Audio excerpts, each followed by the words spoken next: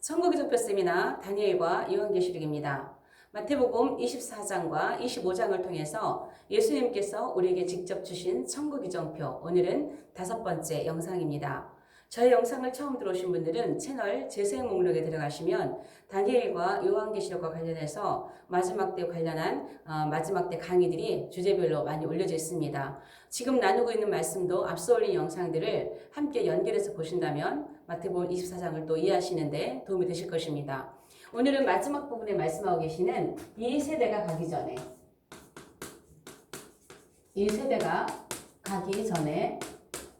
이 말씀을 중심으로 살펴보겠습니다.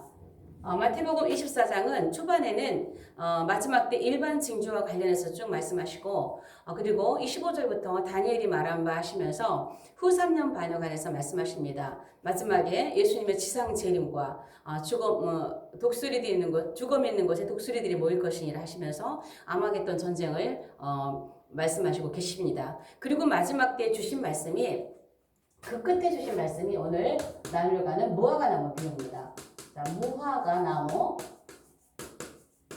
마태복음에는 무화과나무만 나오겠지만 누가복음에는 모든 나무도 함께 나오겠죠. 모든 나무. 그러니까 누가는 이방인이다 보니까 이방인과 관련한 것들을 빠뜨리지 않고 기록을 하고 있습니다. 그래서 이 무화과나무를 비유하는 것은 이스라엘의 독립을 얘기하고 있고, 그 다음에 모든 나무는 이방 나라들의 독립을 얘기하고 있죠. 이방 나라. 그래서 이 시기는 이스라엘이 독립한 이 시기는 1948년 5월 14일 날 독립을 했는데요. 이때 독립을 하면서 많은 이방 나라들도 식민지에서 벗어나면서 나라들이 독립을 한 시기입니다. 2차 대전 이후에. 그때에 같은 해 1948년 8월 15일 우리 대한민국도 건국을 하게 되죠. 그래서 이렇게 많은 나라들이 독립을 하고 이런 시기가 되면 인자가 문 앞에 가까이 온 줄 알라 그랬어요. 왜냐하면 이 시기에 복음이 전 세계로 확산이 되는 시기였고, 예수님 말씀하시기도 천국 복음이 온 세계 전파되면 그제야 끝이 오리라 말씀을 하셨기 때문에 이방 나라들과 이스라엘 독립과 많은 이방 나라들이 독립을 하게 되면 인자가 문 앞에 가까이 온 줄 알라고 말씀을 하신 것이죠. 그리고 이렇게 말씀을 하시고 이어서 말씀하신 것이 이 세대가 가기 전에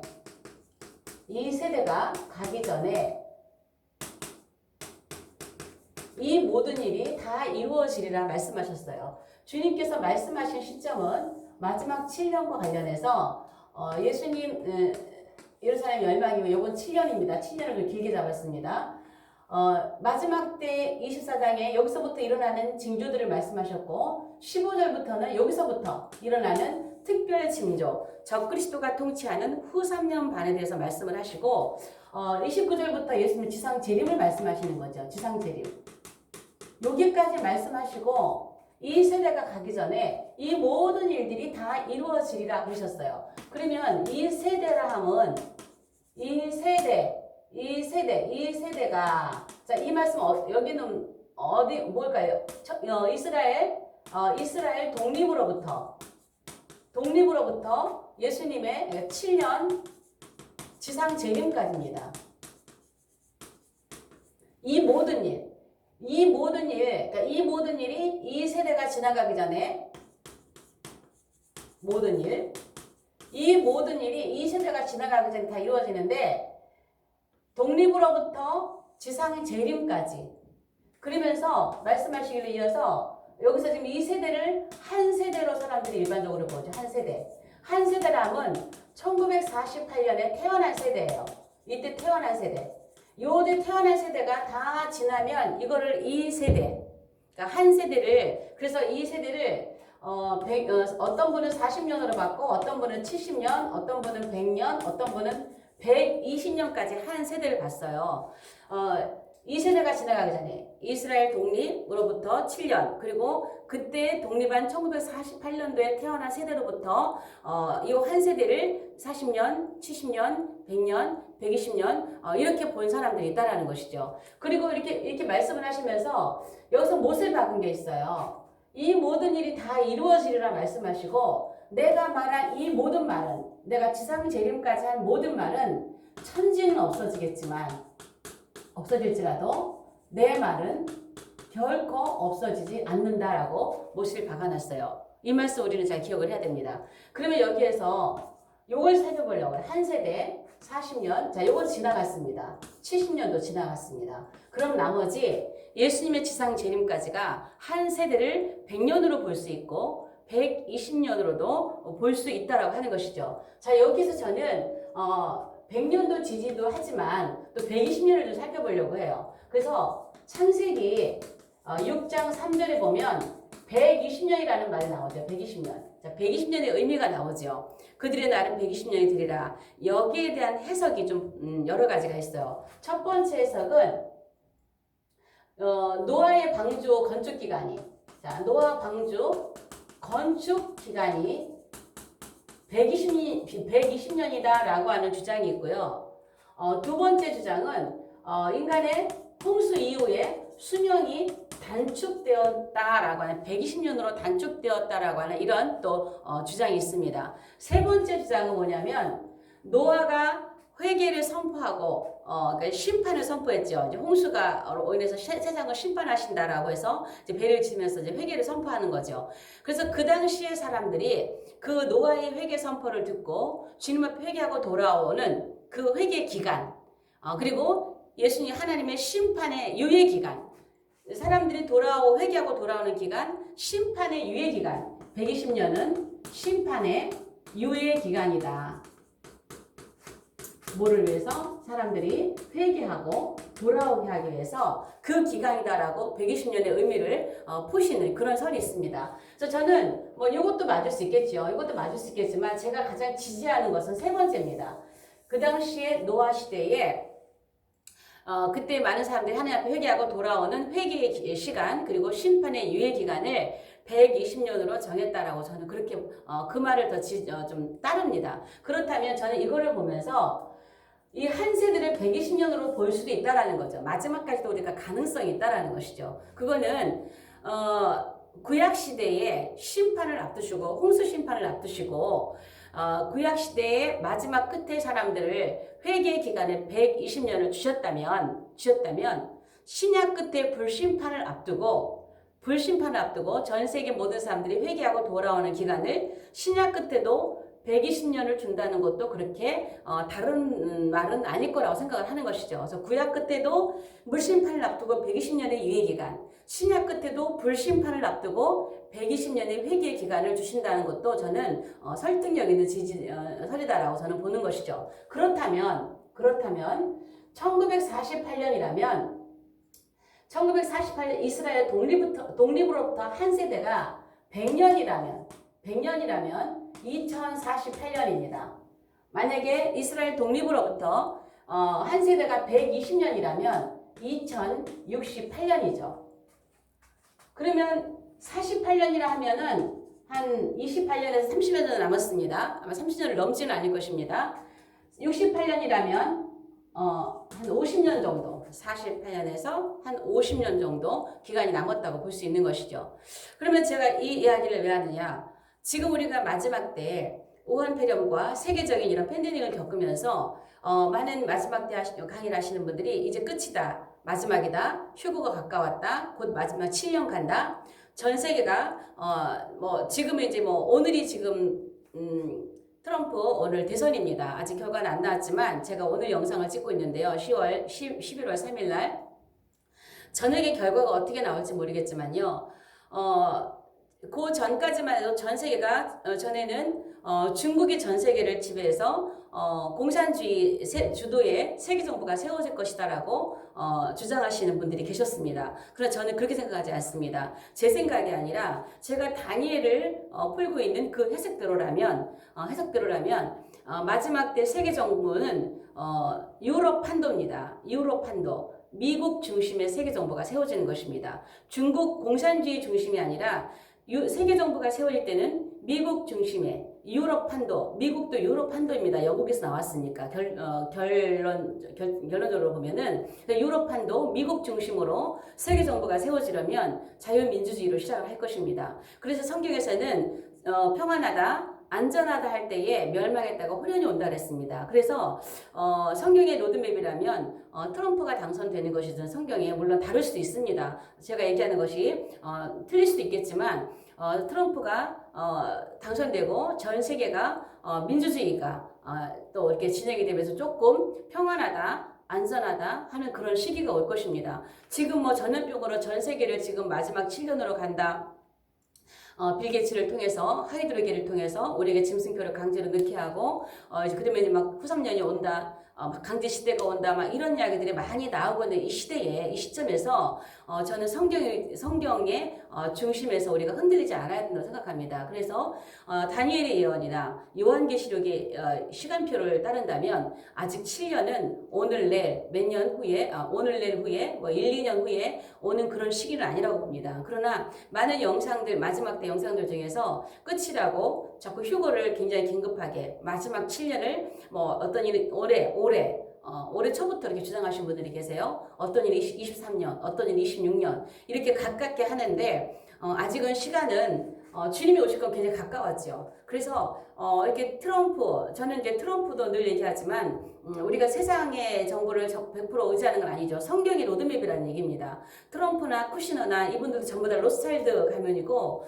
그리고 세계의 이런 어떤 그러한 그 경제를 쥐고 이런 걸 주장하는 것에 있어서는 어떤 그러한 세력들과 또 전혀 연관이 없다고는 볼 수 없는 거죠. 여러분 다 알듯이 또 트럼프도 독일계 유대인이고 그렇지만 전 세계가 성경대로 가는 순서대로라면 지금은 트럼프가 이렇게 또 하나님께 쓰임을 받는 시기고 또 전 세계의 민주주의, 자유민주주의를 위해서 또 일을 해야 할 그런 시기라고 봅니다. 그렇다면 우리나라도 지금 굉장히 위태로운 가운데 있지만 앞으로 30년, 50여 년 정도의 시간이 남았다면 전 세계는 급속하게 과학적으로나 많은 것들이 발전이 되겠지만 그 기간에 대한민국은 회복이 돼야 됩니다. 그리고 세계의 강력한 국가로 성장을 해야 됩니다. 왜냐하면 복음을 위해서입니다. 마지막 선교 한국으로서 마지막 복음을 완성하는 세계의 선교의 복음을 완성하는 나라로서의 우리가 사명이 있기 때문에 그 일을 감당할 수 있는 기간이 우리에게 있는 것입니다. 그러므로 우리 교회들은 회개하고 우리들의 지금 부족한 모습을 주님 앞에 회개하고 우리들의 이 정말 옷깃을 여미고 다시 한번 이런 어려운 시대를 겪으면서 정신 차려야 됩니다. 하나님 앞에 마지막 사명을 감당하기 위해서 깨어나고 정말 주님의 긍휼하심과 자비하심을 구하면서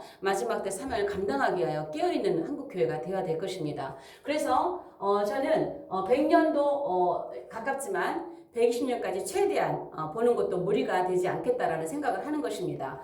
그래서 이렇게 지금 뭐 전염병으로 시끄럽지만 어느 정도 가다가 또 잠잠해지는 어느 시기가 있을 것이고 또 막 전 세계가 전염병이 뭐니 또 막 시끄럽다가 또 잠잠해지고 이러면서 평안하다, 안전하다 그렇게 하다가 주님이 오시는 시기가 호련히 우리에게 다가온다는 것이죠. 그리고 또 이 120년의 의미가 또 중요한 거 하나 있는데요. 2017년에 예루살렘 수도가 선언이 됐죠. 예루살렘이 2017년에 수도 선언된 것이 그냥 된 것이 아닙니다. 정확하게 120년 전부터입니다. 1897년으로부터 그때부터 한 유대인에 의해서 유대 국가를 설립을 하겠다고 하는 계획이 기록이 되어 있고 그때로부터 2017년이 정확하게 120년입니다. 그래서 하나님께서는 특별하게 120년이라는 숫자를 사용하시는 것을 볼 수가 있습니다. 자, 본문에 보면은요, 그날 그때라는 말씀이 나와요. 그날 그때. 자, 그날 그때는 아무도 모른다 그러죠. 천사도 모르고 아들도 모르고 아버지도 모른다. 근데 사실은 마태복음에 아들도 모른다는 말씀이 있지만 원문에는 아들도 모른다는 말은 없죠. 그래서 킹제임스나 다른 번역들을 보면 천사도 모르고 아버지만 아시느니라 그래요. 어떻게 예수님께서 모르시겠어요? 자, 그날 그때는 아무도 모른다는데요. 이 그날 그때가 아무도 모른다고 하는 것은 이게 무엇을 말하는 거냐면요.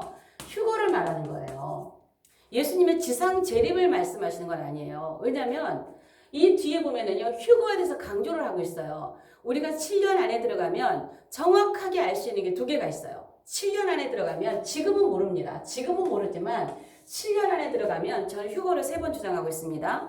첫 번째 휴거가 언제 일어나는지 그리고 예수님의 지상 재림이 어느 시점인지 우리가 정확하게 알 수 있어요. 왜냐하면요, 7년은 하나님께서 다니엘의 70일을 통해서 정확하게 정하신 날입니다. 그래서 마지막 69일에가 1717만 3,880일 날짜가 하나도 틀리지 않았어요. 마찬가지 7년도 1260일, 2520일, 2520일입니다. 그 날짜는 정확하게 이루어집니다. 그래서 두 증인이 활동하는 1260일 그 시점이 딱 지나면 마지막 7번째 나팔이 불 겁니다. 두 증인이 복음 전하시고 죽으시고 부활하시고 승천하시는 시점이 1260일째입니다. 그날의 계시록에 의하면 마지막 나팔이 봅니다. 그 마지막 나팔은 고린도전서 15장에 말씀하고 있는 마지막 나팔 7번째 나팔이 두 증인이 승천한 날 11월 계시록 11장 15절에 부는데 그 나팔이 고린도전서 15장에 말씀하고 있는 마지막 나팔인 것입니다. 제가 나팔에 관한 영상은 앞에 여러 편 올려드렸기 때문에 그 영상을 참조하시면 좋겠습니다. 그래서 그 마지막 나팔이 일곱째 나팔이 그날 보기 때문에 사도 바울께서 말씀하신 마지막 나팔에 그날에 우리가 호련히 변화되고 죽은 자가 먼저 일어나고 호련히 변화되는 첫 번째 환란전 휴거 사건이 일어나게 되는 것입니다. 그래서 1260일과 1260일 사이에 정확하게 그날 첫 번째 휴거가 일어나요. 그리고 예수님이 지상 재림하실 시점은요. 적그리스도에게 허락된 7년입니다. 2520일이라고 하는 시간이 딱 지나면 거기까지 허락한 시간이에요. 그래서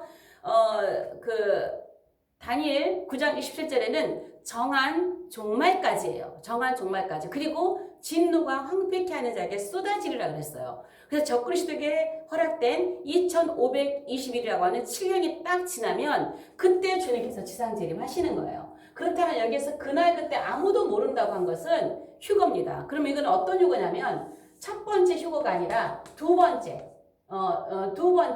환란 중 휴거를 말하고 있는 것입니다. 환란 중 휴거는요. 아무도 날짜를 알 수가 없습니다. 환난 중. 다만 첫 번째 휴거가 일어나고 두 번째 휴거는 머지않아 가까운 시일에 일어난다고 하는 사인이 절기를 통해서 주고 있습니다. 그래서 이 휴거는 두 번째 휴거는요. 아무도 몰라요. 그날 그때는 아무도 모른다 그랬어요. 그래서 밑에서 이 휴거와 관련해서 말씀하신 것이 두 사람이 함께 맷돌 갈다가 밭에서 일을 하다가 누가복음 7장에 보면은 한 자리에 누워 있다가 그때에 한 사람은 가고 한 사람은 남는다는 거예요. 이게 휴거를 말하는 거예요. 그래서 이 휴거가 얼마나 중요한지 이 말씀을 마태복음 25장 가면은 열처녀 비유를 통해서 다시 한번 말씀하고 계세요. 그러면서 하시는 말씀이 그러므로 어떻게 해요? 깨어 있어라. 준비하고 있어라. 어느 때 주가 임하는지 아무도 알지 못한다라고 말씀하신 것이 이 휴거에 대해서 강조를 하고 계시는 거예요. 깨어 있어라. 준비하고 있어라. 그렇게 말씀하시는 거예요. 휴거입니다. 그리고 이어서 말씀하시는 것이 노아의 때 얘기하고 있습니다. 노아의 때, 또 누가복음 17장에 보면은 롯의 때 얘기해요. 롯의 때. 자, 이게 노아의 때와 롯의 때가 뭐냐? 요 때가 되면 그 뒤에 계속 말씀하시는 게 사람들이 먹고 마시고 또 장가가고 시집가고 사고 팔고 심고 집 짓고. 물론 지구가 내일 망해도 오늘 사과나무를 심어야 되죠. 그러나 주님이 오시는 마지막은요. 우리가 살고 있는 이 세계가 지금 아담의 나라가 없어지는 거예요. 그럼에도 불구하고 이 노아의 때 사람들, 롯의 때 사람들 그렇게 심판을 외쳐도 그렇게 심판을 외쳐도 사람들이 어떤 의식으로 사느냐. 마지막 때가 안 온다는 거예요. 마지막 때가 오는 걸 모른다는 거예요. 끝이 오는 것을 모른다는 거예요. 믿지 않는다는 거예요. 심판 설마 오겠어? 하늘이 이렇게 맑은데 여름이 오면 가을이 오고 가을이 오면 겨울이 오고 겨울은 봄이 오고 끝이 없는 거야. 세상이 어떻게 없어져? 그렇게 하다 심판 받은 거예요. 물론 어떻게 세계를 심판해? 어떻게 끝나? 그러니까 그냥 먹고 마시고 사고 팔고 시집가고 장가가고 심고 집 짓고 이것이 계속 반복된다는 거예요. 마치 오늘날 많은 기독교인들이나 많은 세상 사람들이 평등만 알고 있어요. 아파트 평수, 아이들 등수 여기만 관심이 있는 거예요.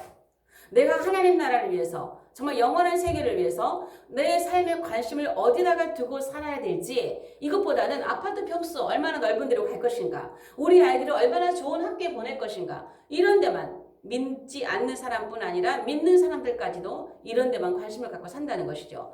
그냥 오늘날도 아무리 심판을 외치고 아무리 마지막을 외치고 아무리 주님 오신다고 외쳐도 먹고 마시고 쉴거 이런 거를 위해서 세상에 코를 박고 산다는 것이죠. 세상에다가 모든 미련을 두고 소망을 두고 세상에다 뿌리고 주님 나라에 너무 인색하고 하나님 나라에 너무 인색하고 주의 일에 너무 게으르고 이렇게 산다는 것입니다. 영원한 세계에 대한 소망이 없다는 것입니다. 노아의 때와 오늘날도 똑같다는 거예요. 오늘날도 저와 같은 사람이 마지막 때 계시록을 선포하고 요한계시록 얘기하고 해도 저도 얼마나 비판을 받는지 몰라요. 영상을 통해서나 얼마나 핍박도 있고 얼마나 무시당하고 얼마나 인격적으로 모독을 하는 사람들이 많은지 몰라요. 왜? 마지막 때에 대해서 제가 거짓 선지자라는 것이죠. 제가 잘못 전하고 있다는 것이죠. 그러나 성경은 경고합니다. 노아의 때와 롯의 때와 같이. 그러나 호련히 멸망은 다가옵니다. 성경 말씀대로 호련히 멸망은 다가옵니다. 지금 때도 마지막 때 끝이 가까이 온다라는 것. 마지막이 온다라고 하는 것. 지금 마지막 때라고 하는 것. 이것을 인식하지 못하고 오늘날도 이렇게 산다는 것입니다. 깨어있으라는 것입니다. 정신 차리고 근신하고 살아야 할 때입니다.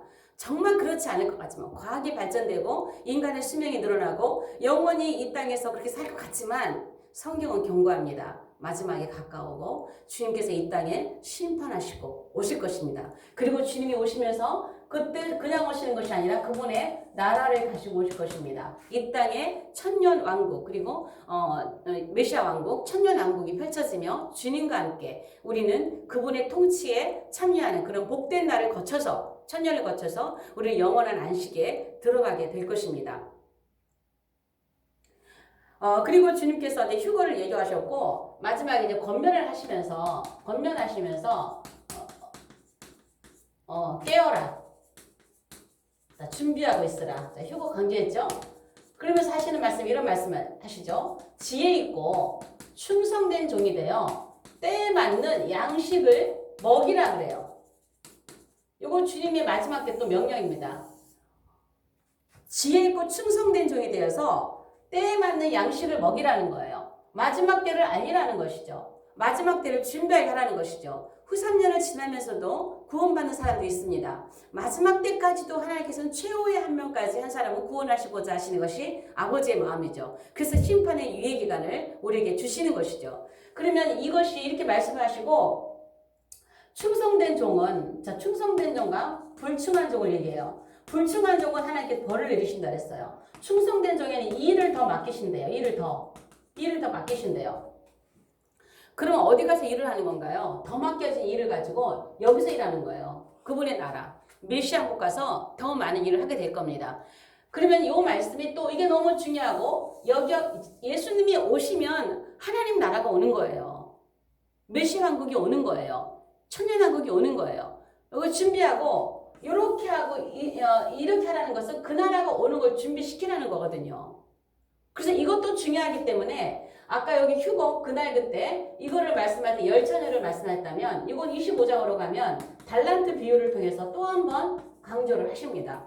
달란트 비유를 통해서 그래서 우리가 천년왕국에서도 할 일이 많지만 이 땅에서도 우리는 마지막까지 할 일이 많습니다. 마지막까지 주님의 나라를 위해서 마지막 때를 알리고 주님의 나라가 가까이 온 것을 그래서 예수님의 첫 공생의 첫 마디도 세례 요한의 첫 마디도 회개하라 천국이 가까웠느니라. 그게 메시아 왕국입니다. 우리 이방인들에게는 천년 왕국입니다. 그 왕국이 가까우는데 세례 요한 때부터 예수님 때부터 회개하라 천국이 가까웠느니라 외쳤다면 지금은 더 외쳐야죠. 이렇게 가까이 왔는데 이스라엘을 독립하고 많은 나라들이 나라를 세우고 천국 복음이 온 세계에 전파되는 때가 이렇게 왔고 근데 얼마나 주님이 문 앞에 가까이 왔겠어요. 그럼 우리는 더 전해야죠. 예수님보다도 세례 요한보다도 더 마지막 때가 가까이 온 것을 알고 지혜 있고 충성된 종에 대해서 때에 맞는 말씀을 가르쳐야죠.